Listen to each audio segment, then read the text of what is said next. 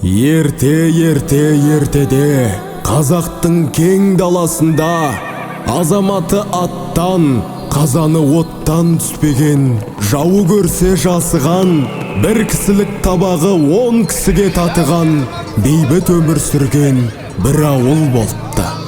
Сол ауылдың халқы жұрттан асқан қонақжай, өздерінің батыр бақсыларын сыйлаған. Айдай сұлу баян атты қызымен аты шулы айлакер алдар бар бұл елге. Күндердің бір күні залым ниетті жау пайда болыпты.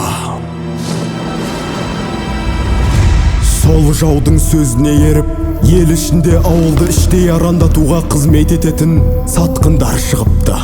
Олардың мақсаты әр күні жұрт арасына ірткі салып, әр түні ауыл халқын біртіндеп жою екен. Бірақ зұлымдық ешқашан байқаусыз қалған емес.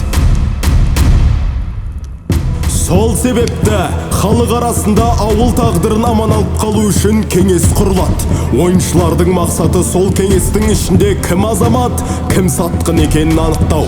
Тек түнде сақ болыңыздар, өйткені түн баласы туа, сыртыңыздан жез тырнақ атып шығып, алдыңыздан албасты кеп басуы да бек мүмкін. Ал ендеше бауырым, халықтың амандығы өз қолыңда. Ниетің түзу, ісің адал болғай.